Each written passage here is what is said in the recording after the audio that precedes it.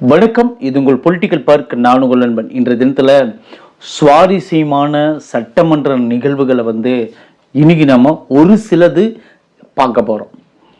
Bulb வாங்கிய அம்மா அந்நியார் பிரேமலதா.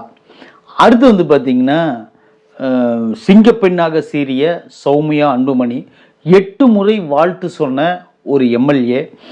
தொடர்ந்து அண்ணன் உதயநிதி என்ன பேசினார், ராஜ்மோகன் அவர்கள் என்ன பேசினார், ஆதவ் என்ன பேசினாருன்னு சொல்லிட்டு தொடர்ந்து நம்ம இந்த சட்டமன்றத்தை ஃபுல் நீளமாக நம்ம பார்த்துருவோம். அதுக்கு முன்னாடி நம்ம சேனலை சப்ஸ்கிரைப் பண்ணி இதோ இங்கே தெரிகிற கியூஆர் கோடை பயன்படுத்துவீங்கிற ஒரு நம்பிக்கையில் நம்ம இந்த வீடியோக்குள்ளே நம்ம போயிடுவோம். முதல் விஷயம் என்ன பார்க்க போகிறோன்னு பார்த்தீங்கன்னா, சட்டமன்றம் ஆரம்பித்த உடனே ஜேசிடி பிரபாகர் சபாநாயகர் அவர்கள் விஜயண்ணனுக்கு வாழ்த்து சொன்னார். சிஎம் சாருக்கு வாழ்த்து சொன்னதோட ஆரம்பித்தாங்க. அப்புறம் பார்த்தீங்கன்னா மேகதாது அணையை பற்றி இன்னைக்கு யாரும் வாய் திறக்காதீங்க, அது ஒரு மனதாக எல்லோரிடமும் தீர்மானம் நிறைவேற்றப்பட்டு விட்டது, அனைவரும் அதுக்கு ஆதரவு தான் கொடுக்க போகிறோம் அப்படிங்கிற ஒரு செய்தியோட இவங்க தொடர்ந்து சட்டமன்றத்தை நடத்தினாங்க. ஸோ இருந்தாலும் ஒவ்வொரு அமைச்சர்களும் தொடர்ந்து அந்த மேகதாது அணையை பற்றியே பேசிக்கிட்டு இருந்தாங்க. தொடர்ந்து எல்லா அமைச்சர்களும் கிட்டத்தட்ட பேசினாங்க. பேசும்போது என்ன சொல்கிறாங்கன்னு பார்த்தீங்கன்னா, நடுவர் நீதிமன்றம் நம்மளுக்கு தேவையில்லை, அதாவது கர்நாடகாவுக்கும் தமிழ்நாட்டுக்கும் இடையே நடுவர் நீதிமன்றம் தேவையில்லை, அது எதுக்கு தேவை, நம்மளுக்கு உயர் நீதிமன்றமே போதும், அது கொடுக்குற அந்த தீர்ப்பே போதும், அதை அவங்க கேட்டால் போதும் அப்படிங்கிற மாதிரி மத்திய அரசை வலியுறுத்தினா போதும், நம்ம எல்லாரும் அதுக்கு தகுந்த மாதிரி நம்ம ஸ்டெப் எடுத்தால் போதும் அப்படிங்கிற மாதிரி ஒரு நிலைப்பாட்டு கொண்டு போகிறாங்க. சரி, ஓகே, இது இந்த மாதிரி இருக்கும் அப்படிங்கிறதெல்லாம் இருக்கட்டும்.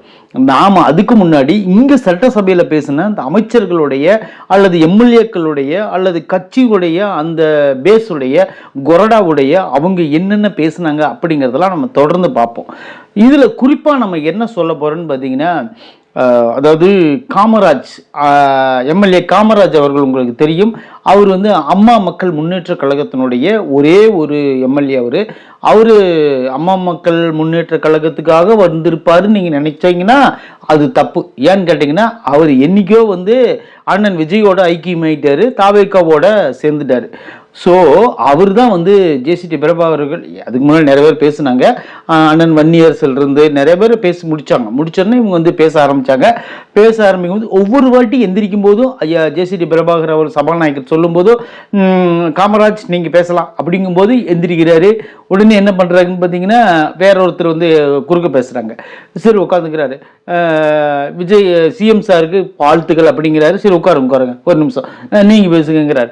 இதே மாதிரி 7 முறை கிட்டத்தட்ட காமராஜ் அவர்கள் பேசும்போது எந்திரிச்சு உட்கார்ந்தார். 7வது முறை அவரே டென்ஷன் ஆயிட்டார். என்னன்னு பார்த்தீங்கன்னா, நான் இதுவரை 7 முறை எழுந்து முதலமைச்சர் அவர்களுக்கு வாழ்த்து சொல்லிவிட்டேன், அதனால 8வது முறையும் நான் எந்திரிச்சு வாழ்த்து சொல்லுவேன். அப்போ யாராச்சும் குறக்க பேசுனீங்கன்னா எங்கிட்டையும் வாய் இருக்குது, நீங்கள் எல்லாம் பேசும்போது கண்டிப்பாக நானும் குறக்க பேசி உங்களுக்கு தடுத்துக்கிட்டு தான் இருப்பேன் அப்படின்னு சொன்னோன்னே விஜய் சாரே திரிக்க ஆரம்பிச்சிட்டார். உண்மையிலே அந்த ஒரு நகைச்சுவையாகவும் இந்த பிறந்தநாளுக்கு 8 முறை ஒரு எம்எல்ஏ வாழ்த்து சொன்னது யாருன்னு பார்த்தீங்கன்னா, அது ஐயா காமராஜ் அண்ணன் தான். ஏன்னா அவர் தான் இந்த மாதிரி வாழ்த்து சொன்னார். அடுத்து பார்த்தீங்கன்னா போஜராஜன் உங்களுக்கு தெரியும். அவர் யாருன்னு பார்த்தீங்கன்னா, பிஜேபியோட ஒரே ஒரு அமைச்சர், ஊட்டி அமைச்சர். அவர் என்ன சொன்னாருன்னு பார்த்தீங்கன்னா, சிஎம் சார் அவர்களுக்கு வாழ்த்துக்கள் அப்படின்னு சொன்னார். அது எதை பற்றி சொன்னாருன்னு சொல்லிடுறேன். அதாவது இன்னைக்கு எல்லாரும் இந்த சபையில் வாழ்த்து சொல்றதை விட நான் வாழ்த்து சொல்லுவது மிக ஒரு முக்கியமாக பதிவாக நான் பார்க்குறேன்னாரு போஜராஜன் அவர்கள். எல்லாரும் ஆச்சரியமாக பார்த்தாங்க. என்னப்பா அது, பிஜேபி சேர்ந்தவர் அவர், அண்ணன் விஜய் அவர்களுக்கு வாழ்த்து சொல்றது ஒரு ஸ்பெஷல் வேறு சொல்றாருன்னு சொல்லிட்டு எல்லாரும் எதிர்பார்த்துன்ற நேரத்தில் அவர் சொல்றாரு, இந்த சட்டசபையிலேயே அதிக மூத்த தலைவர், அதாவது பார்த்தீங்கன்னா என்னோட வயது பார்த்தீங்கன்னா 79, 79 வயசுல நான் சட்டசபையில் இருக்கிறேன், என்னுடைய வாழ்த்து தான் சிஎம் சார் அவர்களுக்கு அதிகபட்சமான வாழ்த்தா இருக்கும் அப்படின்னு சொல்லிட்டு நான் பதிவு பண்றேன். ஏன்னா இந்த ஏடுகளை பார்த்தேன், என்னுடைய இதுதான் அதிகமாக இருக்கும் இந்த சட்டசபையில், நம்பி நான் சொல்றேன் அப்படின்னு சொன்னாரு. அது உண்மையிலே ஒரு பரவசமான நிலையா இருந்துச்சு. ஏன்னு கேட்டீங்கன்னா எல்லாருக்கும் அது ஒரு ஆறுதலா இருந்துச்சு அப்படின்னு பார்க்கப்படுது. அடுத்தது நம்ம தொடர்ந்து யாரை பார்க்க போறோம்னு பார்த்தீங்கன்னா, சௌமியா அன்புமணி அவர்களை பார்க்க போறோம். அவங்கள பத்தி பார்க்கறேன்னா என்ன பார்க்கறேன்னு பார்த்தீங்கன்னா, உண்மையிலே ஒரு அறையில் ஒரு என்ன சொல்றது, ஒரு அறையை நிரப்பணும்னா அந்த அறையில நம்ம என்ன வேணாலும் வச்சு நிரப்பலாம். ஒரு பஞ்சு மூட்டை வச்சு நிரப்பலாம், அல்லது ஒரு பருத்தி மூட்டை வச்சு நிரப்பலாம். ஆனா அந்த அறையை நிரப்புறதுக்கான ஒரே ஒரு மெழுகுபத்தி ஏற்றி வச்சா அந்த அறை முழுவதும் வெளிச்சமாக இருக்கும்னு சொல்லிட்டு ஒரு நல்ல தத்துவத்தோட ஆரம்பிச்சாங்க. எதுக்குள்ள அந்த தத்துவத்தை போடுறாங்கன்னு பார்த்தா அதுக்கு பின்னாடி ஒரு முக்கியமான சம்பவத்தை சொன்னாங்க. அது என்னன்னு பார்த்தீங்கன்னா, இவர்களுடைய அறை, அதாவது இந்த தாவேக்கனுடைய ஆட்சி அப்படிங்கிறது அவங்களுக்குள்ள எத்தனையோ முரண்களும் விமர்சனங்களும் இருந்தாலும் கூட இந்த சமூக நீதி கணக்கெடுப்பு அப்படிங்கிற ஒரே ஒரு மெழுகுவத்தியால இந்த ஆட்சியே ஃபுல்லா வெள்ளையாயிருச்சு, அதாவது வெளிச்சமாயிருச்சு அப்படிங்கிறது வந்து அந்நியர் குறுக்கிட்டு காமிச்சாங்க. அப்படிங்கிறதும் குறிப்பிடத்தக்கது. இன்னைக்கான பேச்சில் மிக சிறப்பாக பேசினது 2 பேர். ஒருத்தர் யாருன்னு பார்த்தீங்கன்னா அந்நியர் அன்புமணி, சௌமியா அன்புமணி அவர்களும், இரண்டாவது அண்ணன் ராஜ்மோகன் அவர்களும். இவர்கள் இருவர்கள் தான் இன்னைக்கான ஹீரோக்கள். இவங்க 2 பேர் பேசுறது தான் பெரிய ஒரு இம்பாக்டை ஏற்படுத்துச்சு அப்படிங்கிறது எந்த மாற்று கருத்தும் கிடையாது. அவங்க சொன்னாங்க, பாலியல் வன்கொடுமைகளுக்கு வந்து நம்ம என்ன பண்றோம், அவங்கள பிடிச்சி ஜெயிலில் போடுறோம், அவங்க வந்து மேல் கோர்ட்டு, ஹை கோர்ட்டுன்னு, சுப்ரீம் கோர்ட்டுன்னு போயிடுறாங்க, பெயில் வாங்கிடுறாங்க. பெயில் வாங்கிட்டு என்ன பண்றாங்க, மீண்டும் வெளியே வந்து அதே தப்ப மீண்டும் செய்யலாம், நம்மளை எவனும் கேட்கறதுக்கு ஆள் இல்லைன்னு பண்றாங்க. ஆனா இது இப்படி நீடிக்க கூடாது. வெளிநாடுகள்ல, குறிப்பா வந்து சவுதி அரேபியால, அடுத்து சிங்கப்பூர்கள் போன்ற நாடுகளில் கொடுக்கிற போல மரண தண்டனை கொடுத்தாதான் எல்லாத்துக்கும் ஒரு பயம் வரும். பெண் குழந்தைகள் மீது கை வைப்பவனை கண்டிப்பா மரண தண்டனை ஒண்ணுதான் கொடுக்கணும், அதுதான் அவங்களுக்கு தீர்ப்பு அப்படின்னு சொல்லிட்டு சௌமியா அன்புமணி அவர்கள் வந்து கர்ஜித்தது உண்மையிலே வந்து பெருமைக்குரிய விஷயமா இருந்துச்சு. அதை எல்லாரும் ஏற்றுதான் ஆகணும். ஏன்னா பெண் குழந்தை மேல கை வைக்கிறவன் வந்து அந்த தண்டனை தான் கரெக்ட்னு சொல்லிட்டு நாம ஆல்ரெடி நிறைய வாட்டி பேசியிருக்கோம். நம்மளுடைய செயல்பாடும் அந்நியர் அவர்களுடைய செயல்பாடும் ஒரே நேர்கோட்டில் இருக்கிறதுனால அதை நாமும் அதை ஆமோதிப்போம். அந்த சபையாரும் எல்லாரும் ஆமோதிச்சாங்க அப்படிங்கிறதும் குறிப்பிடத்தக்கது. அடுத்ததான் முக்கியமான விஷயத்தை நம்ம எதை பார்க்க போறோம்னு பார்த்தீங்கன்னா, அந்நியார் பிரேமல தான் அம்மா பேசினது தான் பார்க்க போறோம். அவங்க என்ன பேசியிருக்காங்கன்னு பார்த்தீங்கன்னா, அதாவது எனக்கு வந்து முரண் எதுவும் இல்லை, எனக்கு ஒரே ஒரு முரண் மட்டும் இருக்கு அப்படின்னு சொன்னாங்க. என்ன முரண்னு சொல்லிட்டு எல்லாரும் எதிர்பார்த்துக்கிட்டு இருந்தாங்க. எதிர்பார்த்துட்டு இருக்கும்போது அந்நியர் ஏதோ பெரிய பாயிண்டை பிடிச்சிட்டாங்களான்னு தெரியுது. அன்படின்னு சொல்லிட்டு சபையே பூரா அப்படியே ஆடி போச்சு ஒரு நிமிஷத்துல. நான்லாம் உண்மையிலே லைவ் பார்த்துட்டு இருக்கும்போது எனக்கே மிரட்சியா இருந்துச்சு. அந்நியர் ஒரு பெரிய பாயிண்ட் பிடிச்சிட்டாங்களான் இருக்கேன். அந்நியர் பாயிண்டை பிடிச்சாங்கன்னா அவ்வளோதான், அவர் சட்டசபையே ஆடிருமேன்னு சொல்லிட்டு ஐடியா பண்ணிட்டு இருந்தா என்ன சொன்னாங்க தெரியுமா? ஆளுநர் வந்து சரியா தமிழ் உச்சரிக்கல, 37 நிமிஷம் பேசினாரு, 37 பிழையோட பேசினாரு. குறிப்பா சொல்லணும்னு சொன்னா கொள்கை தலைவர்களான காமராஜர், அம்பேத்கர், பெரியார், வேலுநாச்சியார், அஞ்சலை அம்மாள் இவர்களுடைய பெயர்களை எல்லாம் வந்து சரியா உச்சரிக்கல. அது வந்து தேன் வந்து பாயினாலும் பரவாயில்ல, ஈட்டி வந்து பாய்ஞ்சது மாதிரி இருந்துச்சு அப்படின்னு சொல்லிட்டு அந்நியர் அவர்கள் சொன்னாங்க. சொன்ன உடனே சபாநாயகர் வந்து உடனே டென்ஷன் ஆயிட்டார். என்னன்னு பார்த்தீங்கன்னா, அவர் டென்ஷன் ஆனாரா இல்லைன்னு தெரியாது, பார்த்துட்டு இருந்த மக்கள்லாம் கண்டிப்பாக டென்ஷன் ஆகிருப்பாங்க. நீங்கள் உட்காருங்க ஒரு நிமிஷம்ட்டார். அந்நியருக்கு நான் உட்காரட்டுமா அப்படின்னு கேட்டாங்க. ஆமாங்க நீங்கள் தான் உட்காருங்கன்னு சொல்லிட்டு உட்கார வச்சுட்டு உடனே அது வந்து ரொம்ப என்ன சொல்கிறது, இதெல்லாம் ஒரு காரணமா அப்படிங்கிற மாதிரி அவர் சொன்னார். அவர் வேறு மாநிலத்தை சேர்ந்தவர். அவர் வந்து இந்தியிலேயோ அல்லது வந்து இங்கிலீஷ்லேயோ அவங்க பேரை சொல்லாமல் தமிழில் சொல்லணும்னு நினச்சி அவர் நினச்சதே பெரிய விஷயம். இன்னொரு விஷயம் பார்த்தீங்கன்னா, எல்லாத்துக்கும் வணக்கம் நல்லா இருக்கிறீங்களா அப்படின்னு கேட்கறது கூட நம்ம சொல்லி கொடுத்து தான் அவர் சொல்கிறாரு. அப்படின்னா அவர் தமிழ் கற்றுக்கணும்னு ஆர்வமாக இருக்காருன்னு என்கிட்டயே சொன்னார். நான் தான் சில வார்த்தைகள் வந்து அவருக்கு சொல்லி கொடுத்தேன். இனி வரும் காலங்களில் தமிழில் இத்தனை பேர் போராளிகள் இருக்கிறாங்களா, வரலாற்றுக்காக இத்தனை பேர் வந்து இறந்துருக்காங்களா, இதெல்லாம் பார்க்கும்போது இங்கே பிரமிப்பாக இருக்குன்னு சொல்லி தமிழ்நாட்டினுடைய பெருமையை அவர் பேசினார். அதை வந்து நான் வந்து உங்களுக்கு தெரியப்படுத்துகிறேன். வேறு மாநிலத்து ஆட்கள் வந்து தமிழ்ல வந்து பேசும்போது சில உச்சரிப்பு குறைபாடுகள் இருக்கும். அதை வந்து தமிழ்ல அவங்க பேசுறாங்களேன்னு சொல்லிட்டு நம்ம பெருமை தான் பண்ணுமே தவிர அதுல வந்து நம்ம குறை கண்டுபிடிக்கிற அளவுக்கு நம்ம போகக்கூடாது. இதை மஸ்ட் நீங்க புரிஞ்சுக்கங்க அப்படின்னு சொன்னாங்க. அந்நியர் உடனே என்ன பண்ணிட்டாங்க பார்த்தீங்கன்னா, ஓகே அதை நான் புரிஞ்சுக்கிட்டேன், நான் இல்லைன்னு சொல்ல, இருந்தாலும் வந்து எல்லார் காதலையும் தேன் வந்து பாயிற மாதிரி இருந்திருக்கணும், எனக்கு ஈட்டி வந்து பாய்ஞ்சத மாதிரி இருந்துச்சுன்னு சொன்னாங்க. வானுயிரா வறுப்புயிரா நெல் உயிரா அப்படின்னு ஒருத்தர் பேசிட்டு இருந்தார் ஐயா. அவருடைய பேச்சு எப்படி ஈட்டியா கடப்பாறையா அப்படின்னு தெரியல. ஏன்னா அவர்ல சரி ஓகே, அவரை எதிர்த்து பேச முடியாதுல்ல, அதனால ஆளு ஏதாவது ஒன்று சொல்லணும்ல.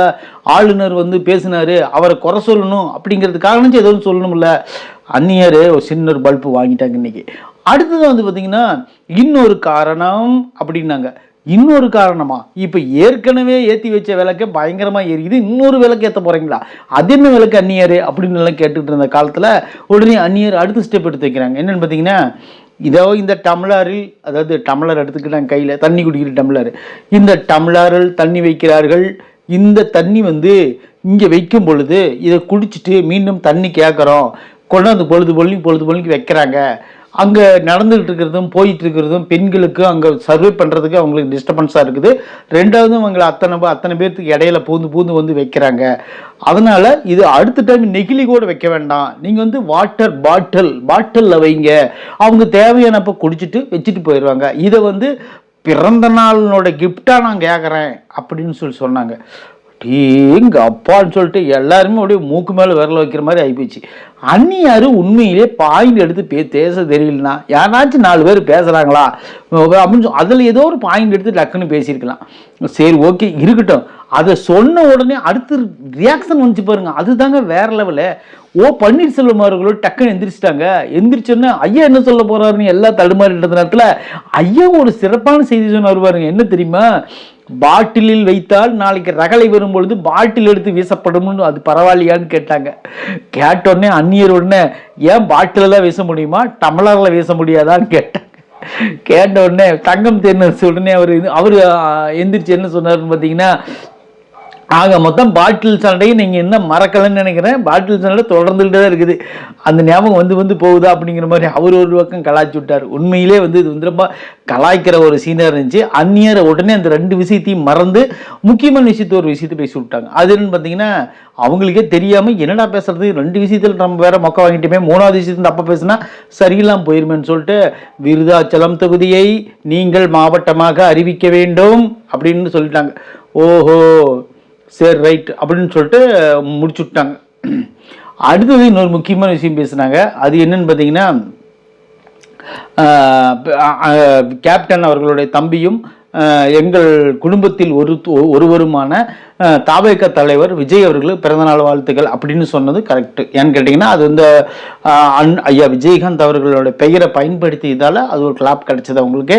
அது உண்மையிலேயே பரவாயில்ல, அந்த விஷயம் நல்லா இருந்துச்சு. கடைசியாக ஒரு விஷயத்தை சொல்லி எல்லாம் கூல் பண்ணி விட்டாங்க. என்னென்னு பார்த்தீங்கன்னா, சட்டசபை உம்முனே போயிட்டு இருக்கு, காரசாரமாக இல்லை, அதனால் கொஞ்ச நேரம் கலகலப்பை ஏற்படுத்துறதுக்காக நான் இதை பேசினேன் அப்படின்னு சொல்லிட்டு அப்படியே ஜமாளிச்சு விட்டாங்க. இப்போ ஒரு படத்தில் வையாபுரி சொல்லுவார்ல, ஆமாம் என்னைய விளையாட்டுக்கு அடிச்சியா சீரியஸாக அடிச்சியான்னு கேட்பாரு வையாபுரி. அவர் இருந்துக்கிட்டு சீரியஸாக தாண்டா அடித்தேன் அப்படிம்பாரு. அதான் நான் பார்த்தேன், இந்த விளையாடுற வேலை எங்கிட்ட வச்சுக்காதுன்ட்டு போயிடுவார்.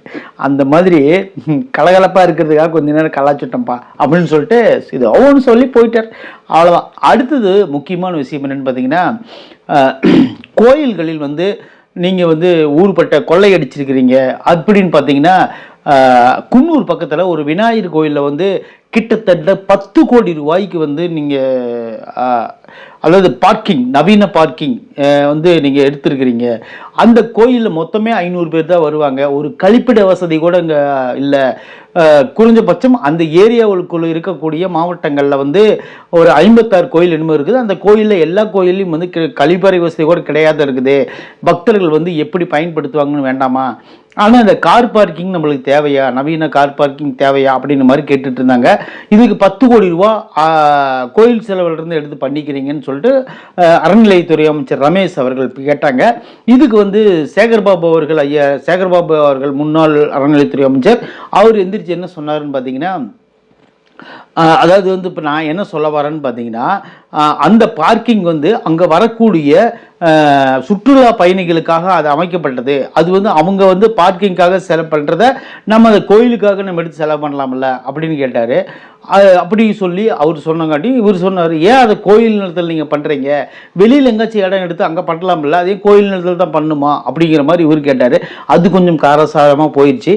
அடுத்தது தொடர்ந்து குற்றச்சாட்டுகளை வைத்து கொண்டிருந்தாங்க. அடுத்து முக்கியமான நிகழ்வு என்னன்னு பார்த்தீங்கன்னா, மின்னுடைய பிரச்சனை வந்து உதயநிதி ஸ்டாலின் அவர்கள் வந்து அழுத்தம் திருத்தமாக கிட்டத்தட்ட கால் மணி நேரத்துக்கு மேலே பேசினார். மின் விஷயத்தை மட்டும். எல்லாரும் விஜய் அண்ணன் வந்தால் பவர் வந்துடும் தமிழ்நாட்டுக்குன்னு சொல்லிட்டு எதிர்பார்த்துட்டு இருந்தாங்க. விஜய் அண்ணன் வந்ததுக்கு அப்புறம் பவர் போயிருச்சு அப்படின்னு சொல்லிட்டு மக்கள் புலம்ப ஆரம்பிச்சிருக்காங்க.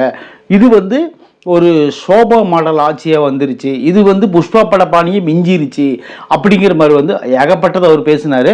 இதுக்கெல்லாம் பதில் சொல்லும் வண்ணமாக இவங்க என்ன பண்ணாங்கன்னு பார்த்தீங்கன்னா, நிர்மல்குமார் மின்சாரத்துறை அமைச்சர் அவர் எந்திரிச்சு என்ன சொன்னார்னு பார்த்தீங்கன்னா, நான் இன்னும் 2-3 நாளில் உங்களுக்கு வெள்ளை அறிக்கை வெளியிடுறேன், அது வரலும் நீங்கள் கொஞ்சம் நேரம் பொறுங்க அப்படின்னு சொன்னார். உடனே செந்தில் பாலாஜி அவர்களுக்கு இடம் கொடுக்கப்பட்டது. அவர் எந்திரிச்சு என்ன சொன்னார்னு பார்த்தீங்கன்னா, இது ஏற்கனவே நிறையா விஷயங்கள் நான் நல்லது பண்ணியிருக்கிறேன், யாருமே இதுவரையிலும் இதில் நாங்கள் எதுவுமே தொடங்கி வைக்கலன்னு சொல்கிறாங்க. நாங்கள் 5000 பிரச்சனைகளுக்கு மேலே 2500 பிரச்சனைகளுக்கு மேலே நாங்கள் தொடங்கி வச்சிருக்கிறோம் அப்படின்னாரு. சொன்னோன்னே அவர் சொன்னார், இங்கே தொடங்கி மட்டும்தான் வச்சிருக்கிறீங்க, இதுவரையிலும் செயல்பாட்டுக்கு வரலன்றார் ஒரே வார்த்தையில்.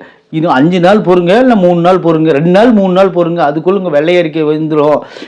அப்புறம் அந்த கேஸ் எல்லாம் கூட பெண்டிங்கில் இருக்குது, சிபிஐயில் இருக்குது அப்படிங்கிற மாதிரி நிறைய விஷயங்களை சொன்னார். அது அவங்களுக்குள்ள ஒரு ஆர்கியூமெண்ட் போயிட்டு இருந்துச்சு.